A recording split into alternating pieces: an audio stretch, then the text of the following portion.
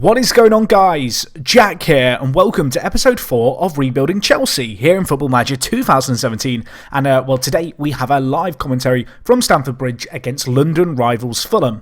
This should hopefully be a pretty good episode. I'm hoping that we can get a good result. As you can see, looking at the league table, a win against Fulham would see us go 5 points clear of them, while still at least retaining second place, depending on how Bournemouth get on. And of course, if you missed last episode, which was against Bournemouth, definitely worth checking out.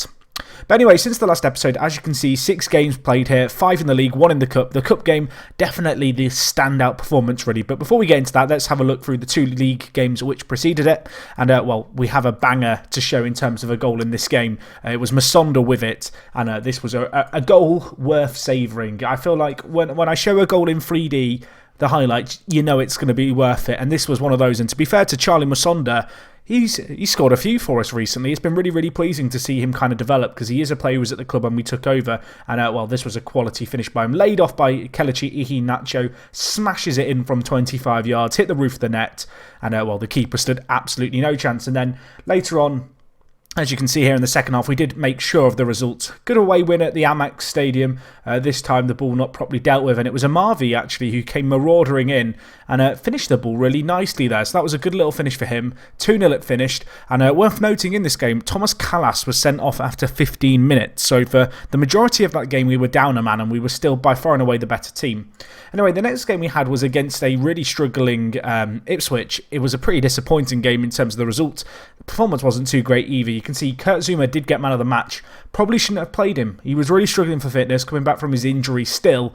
But when he turns out and plays as a man of the match, it's difficult to drop the player. But yeah, certainly with the goal, good result. One thing that you will note as we go through these games is Kelechi Iheanacho, who scored 4 on his debut and was in fine goal-scoring form, hasn't scored recently. You can see 1 assist in his last 5 games, not been in form, the Nigerian forward, but I do want to stick with him because he has shown that when we do show faith in him, he can bang in goals, and I feel like he's just taken a little while to get back into the swing of things. Of course, was injured for 3 weeks, and I do feel like that impacted him somewhat. Anyway, the next game we had a really, really good performance. The pick of the bunch, certainly. A 3-1 win against Liverpool, and this, I dare say, was a pretty strong Liverpool side. You can see they've got Matip, Sacco, Grujic, Markovic up top. I mean, Coutinho, Firmino, Sturridge. It wasn't a weakened 11. And we just performed really well in this game. We were 3-0 up after 48 minutes. I didn't actually do any subs in this game. It was one of those matches where everything just seemed to be going so well. And, as you'll see by the goals, we scored some nice goals as well. We were the better team, 61% of possession. Curiously, Liverpool actually lined up with a 4-4-2 formation with 2 defensive midfielders, which kind of allowed us to play our own game. But anyway, Masonda made the most of that corner there, nodded down, and it was a nice little finish by him in the end. The young Belgium just slotted it into the bottom left-hand corner. Next goal, similar situation, another corner. This time it was Holding with the header. A really good goal for Rob Holding. There has been another international break since the last episode. He was in the England squad for it, but again, yet to make an appearance. And you'll see here the next goal, familiar trend, another set piece which we made the most of. It was initially not cleared, but in the end, it was a nice little goal here, slotted away. And we continued on with some good form in this game. It was a good result, obviously, to beat Liverpool.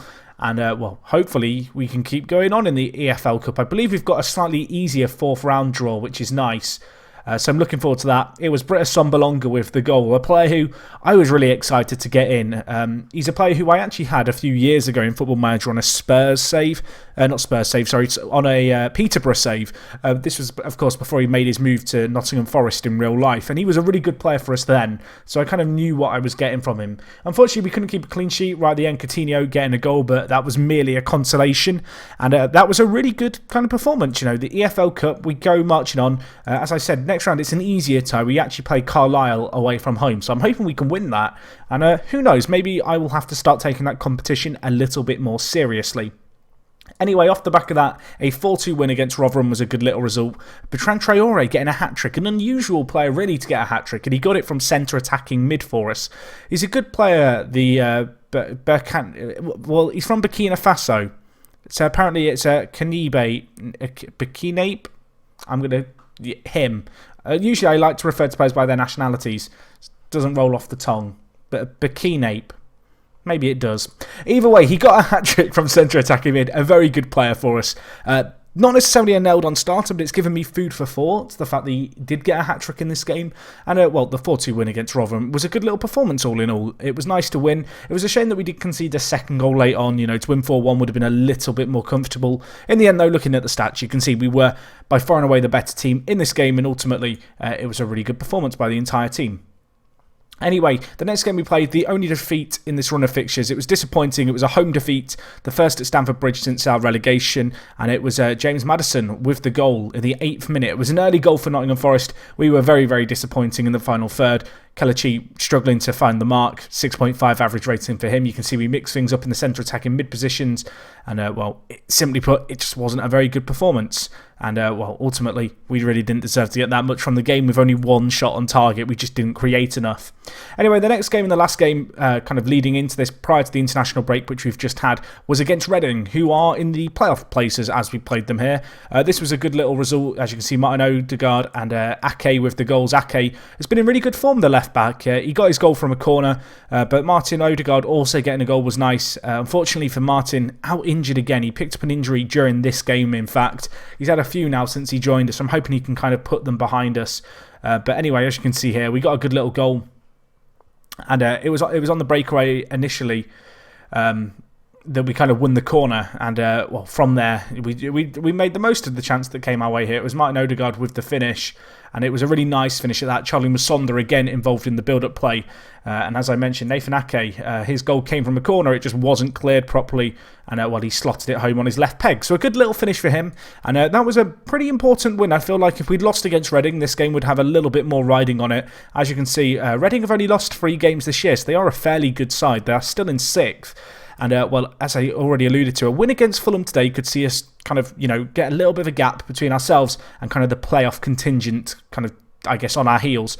As you can see, looking here at Fulham's recent form, it's been a bit of a mixed bag for them. They had a really good start to the year, and since then they've struggled a little bit. They had a defeat against Brentford, 3-4 away from home, which is a pretty unfortunate kind of game. And, as you can see here, they did also have a man sent off, but it was a good win, to be honest, for Brentford. They did, however, most recently thrash MK Dons, so we have got to be wary of that. And when we look at their team here, they've got some good players. Cody Woodrow really stands out to me as being a good striker at this level. The 22-year-old English player. Used to be a little bit better in Football Manager, but still a player we are going to have to be wary of. Scotty Parker as well. Impressed that he's still playing age 37. Those mentals, absolutely insane on him. But yeah, hopefully we can put in a good performance. In terms of the team, in terms of the system, I'm still tinkering with it. I talked about the fact I'm tinkering with it. I'm still not really settled on exactly how we're playing, but we're persisting with the 4-2-3-1. You may notice some subtle changes. I feel like I've changed it so much as of late. I'm struggling to kind of keep up. One of the big things I have changed is to get rid of Be More Expressive, which was a conscious decision, I guess. I feel like the players at this perhaps level, we don't quite have the same ability we did at Spurs to kind of do what we want. There's players here who they don't necessarily have the ability to pull something out of nothing. And so kind of restricting them a little bit more to our tactical system, I think, is going to suit us best. Anyway, looking at our starting 11 for today's game, it is a little bit changed due to injuries and just a little bit of rotation. In goal, we go with Predrag Rajkovic, the goalkeeper. Been very good for us so far. The Serbian, 15 caps for the national team, joined us for £6 million. Only 4 clean sheets in 11 games. Would like that to be a little bit better, but he's done okay for us. Looking across the back four, you'll see in the last 5 games, they've been playing very, very well. Nathan Ake at left back, definitely a standout player, looking like a really good player. Of course, as I mentioned last episode, did have a fairly big bid from West Ham come in for him, which we did decline. And alongside him, we have Rob Holding, who of course is in the England national side. Still yet to get his first cap, but at 22, I don't think it's going to be long before he gets his. The next player we have, Kurt Zuma, a player who's not had the greatest start to the time in the Championship. He had his injury.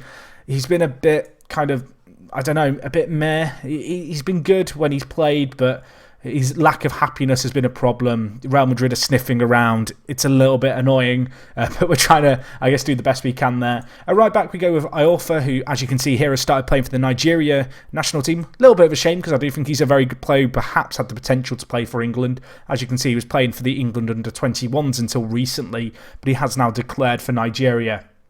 Anyway, moving up into the midfield for today's game, you'll notice that Will Hughes is out injured. He currently has an abdominal strain. He's been out for 2 to 3 weeks with that. As a result, Anoma comes into the deep line playmaker role. You'll also notice that Christiansen, who would normally play the kind of defensive midfielder role, a very talented Danish player, I've decided to drop. His recent form hasn't been amazing. I mean, a 7.12 isn't too bad, but you can see by his overall average rate, it's been a bit so-so. But he's lacking a bit of condition. He was involved in the international duty. So as a result, Loftus-Cheek going in at centre mid for us. Alongside him, we go with Anoma, who, of course, comes in for the injured Will Hughes. Two very good English players there. I'm hoping they can excel. Out on the left-hand side, we go with Charlie Musonda. Kind of talks about the fact that he's been getting a few assists, getting a few goals. He's really impressed me so far. And hopefully he can kind of continue to develop. Because as you can see, lots of pros about him. Only a few cons, really. And I think he has some potential. The fans like him. He's been at the club a little while now. Obviously, was loaned out last year and the year before that, actually, to Celta Vigo. And so far, so good in the Championship. Anyway, out on the right, we're going to go with Václav Cerny, the Czech Republic player. You can see so far 2 goals and 1 assist in 8 games. Most of those have been starts. He has had 3 appearances, however, on off the bench. A player who I do want to give a little bit more first team kind of football to. Playing him out on the right, cutting in on his left foot. Hopefully he can do a good job as our inside forward. In a little bit of an experimental move in the centre of the pitch, I've actually decided to bring in Fabio Castigliano. This guy, of course, the Italian, who we picked up towards the end of the transfer window. I spent £5.5 million on him from Atlanta. I like the look of him, obviously 19 years old, lots of potential about him, left-footed, and he's going to slot in and be our kind of centre-attacking mid on the attacking midfielder support role, which as you can see here, he's fairly well suited to at 19 years old. He's been doing fairly well in the under-23s, allowed him to get a little bit of match fitness there. He got the 1 goal and a 7.1 kind of rating. I'm hoping now he can step up in the first team and really give us a good performance that will perhaps give a little bit of a more competitive edge, I guess, to the options we have in the centre-attacking mid position. Anyway, up top we go with Kelechi Iheanacho. He's been struggling. He had 7 goals in 4 games, not scored in his last 6. A little bit of a cause for concern, but we've got goals on the bench. And, well, you can see here we've got a few different players we can bring on the bench for today's game. We've got Thomas Callas, who, up until his sending off against Brighton, had an amazing start to the year. Since that red card, I don't know, I've not quite played him as much. I've struggled to trust him, but he is an option for us if we need a kind of a right-back option. Amavi at left-back, currently unhappy, wanting me to strengthen the team more than I did in the original transfer window. Kicking up a little bit of a fuss about it, but at the moment, we're kind of just dealing with it as best we can. But the young Frenchman, an option either as a left-back or left-attacking midfielder. We have Christiansen, who I've already talked about. Bertrand Traoré, who's been banging in goals, could come on in any of the attacking mid positions or as a striker.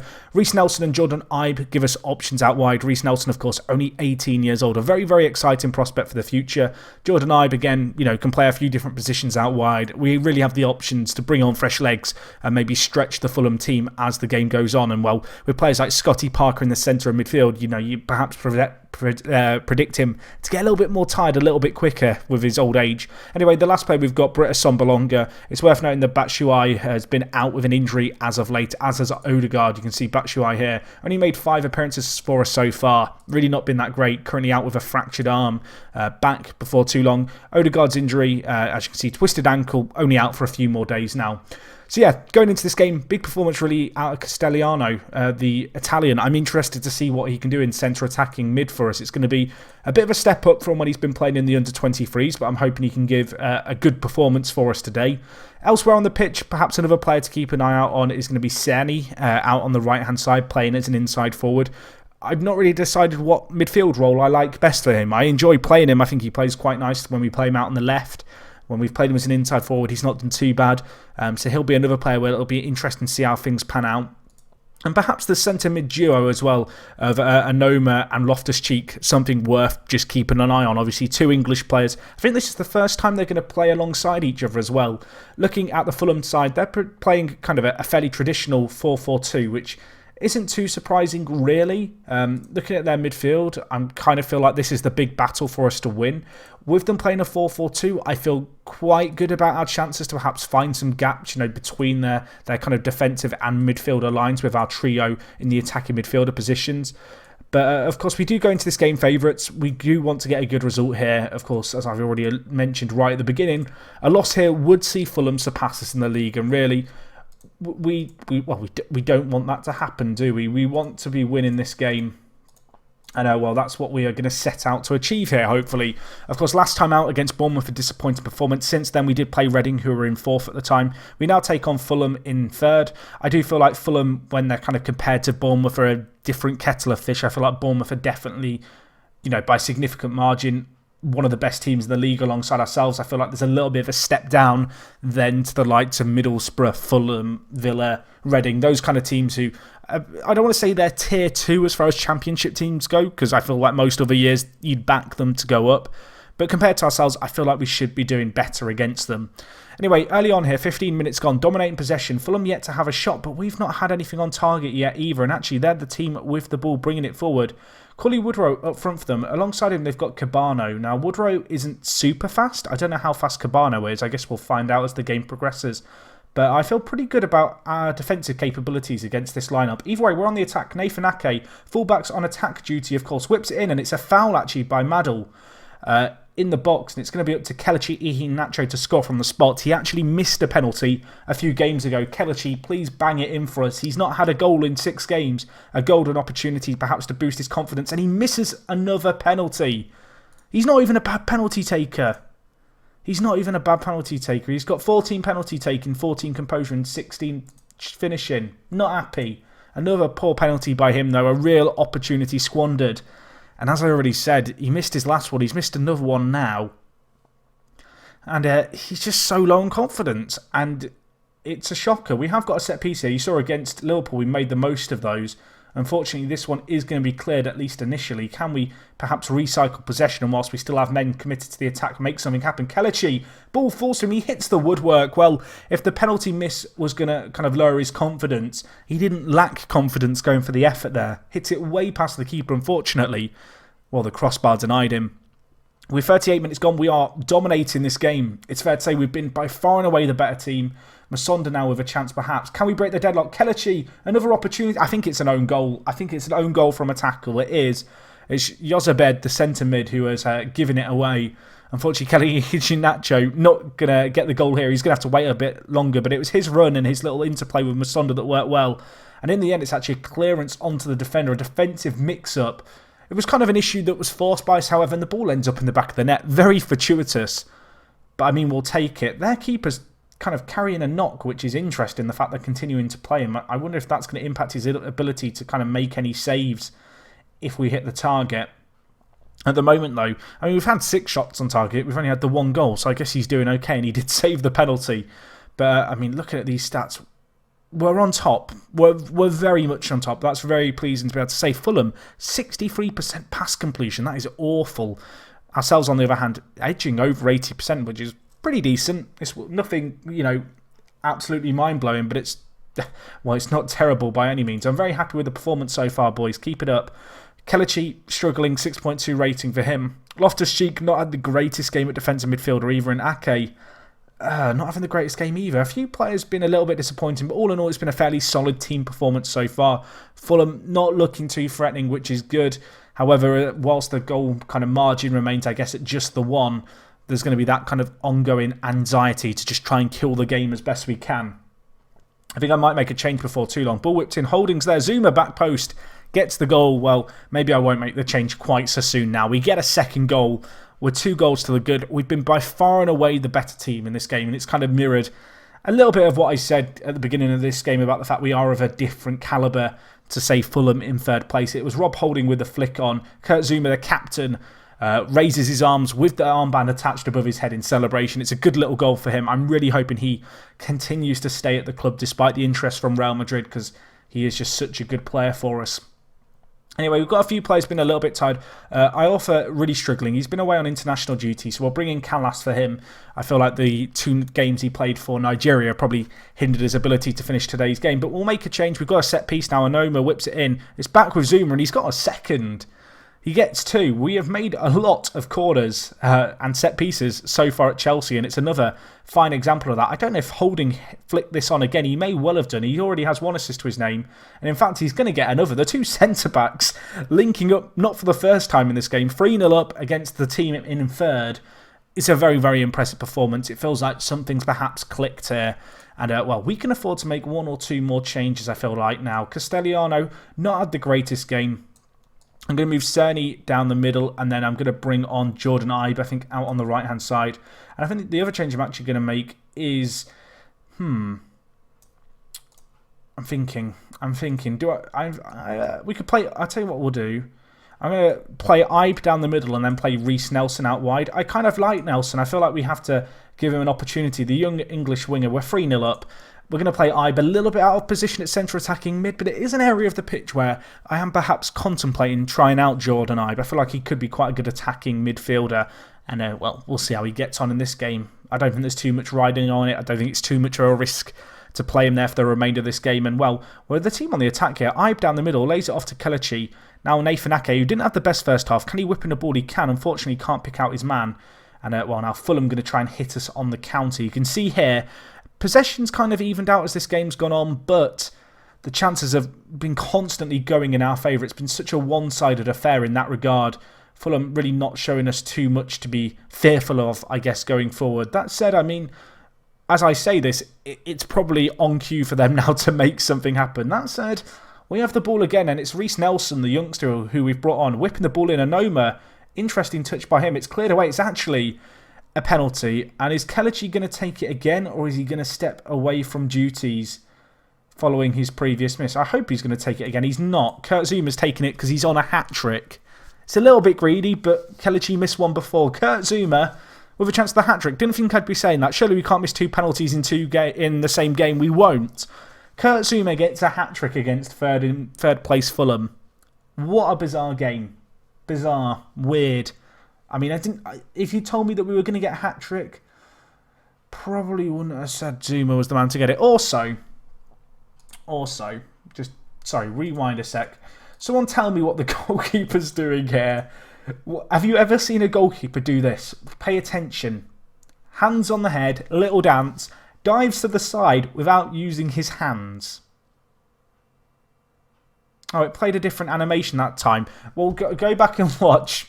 Go back and watch the original replay, and you'll see what I was on about, because it fixed itself when I played it back again. He dived without using his hands, and he did a weird dance with his hands on his head. Either way, 4-0 up. Doesn't matter. The goal stands regardless of weird dancing by the goalkeeper. I kind of want 5. I want to ruin Fulham's goal difference, and we're actually bringing the ball forward here. Jordan Ibe, Kelechi, he wants a goal number 9. Musonda now drifting inside. Can he unleash a pile driver? He does. Keeper holds on to it, however. He's scored a few like that already, Charlie Musonda, so I backed him to make something happen there.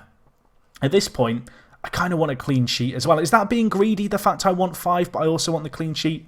Probably a little bit, but it's been that kind of performance where we probably do deserve a 5th and deserve to keep the clean sheet. We've been on a whole nother level, and well, if there were any questions to be asked of kind of ourselves after, well, we've got another penalty. It's a 3rd penalty for the game. It's Sigurdsson who's given it away again. Kelechi, can you score now? 3 penalties in one game. Can we make it 5-0? Can he get his first goal in 8 games? He steps up, the Nigerian. Don't miss. He doesn't miss. He scores this time. It's 5-0. Could be 6 if he'd scored earlier. But, well, we've been on a whole nother level to Fulham today. And, well, the Nigerian forward, it's actually a really good penalty. Smashes it into the top corner. The keeper went the right way, but absolutely no chance of getting there. And, well, he celebrates as he deserves to, because he stuck at it today. He missed a penalty, but he's not been a bad player by any means across the last few games. And it's good to see him get back on the score sheet. And hopefully that late penalty goal can now just feed his confidence. 5-0, I think it's going to finish here. An outstanding performance, incredible stuff. Especially after last game where we did lose against Bournemouth. To win a game by this kind of manner is nice. You know, this year so far we've won 3 games, I believe, 1-0 out of 9 wins. So to win 5-0 is really, really pleasing. Bournemouth also slipping up. They lost to South Coast rivals Brighton 3-1, and Brighton themselves a 14th. Nothing special about them, so that's a really good result for us. It sees us go 5 points clear of Fulham and 2 points clear of Bournemouth, and obviously our goal difference now jumps from +10 to +15 with that 5-0 win. Kurt Zouma, well, I want to say the hero. I guess he was the hero ultimately. He got a 9.8 rating right there. In terms of our fixtures going forward, we've got some pretty tough ones coming up. We've got, I'm trying to think, we've got Middlesbrough coming up. That could be an interesting game to do. It's in a little bit of a kind of a futures time, in about 2 months. But I feel like given how this season's going so far, I don't want to spend too long kind of procrastinating on this season because, well, I feel like, given what we've seen so far, it's not necessarily given, but we really should be focusing on the top two. And if we start to bottle it towards the end, we'll do more live comms. But I think for now, I want to cruise on and kind of upwards, I guess. I don't know when the third round of the kind of competition is. Can I get a date for that? The quarterfinal is drawn on the 27th. I don't know when it's played. That might be an interesting thing just to keep an eye on. If we got to the quarterfinals, might well be worth kind of seeing how we get on in the EFL Cup. We are taking on Carlisle, so I kind of back us to win there. I believe they're only in League 2 unless they got promoted. Yeah, still in League 2, so that's very winnable for us. And should be a good game, actually, away from home. But yeah, guys, next time I think we'll take on Middlesbrough. They're struggling as of late. Will be interesting to see how the former Premier League outfit get on and how they're getting on, in 5 or 6 more games' time because, things can change fairly quickly in football. But yeah, that's everything. Thank you for watching. If you've got any comments, feel free to leave them down below. Very relieved after the result today. 5-0, a fantastic result, of course.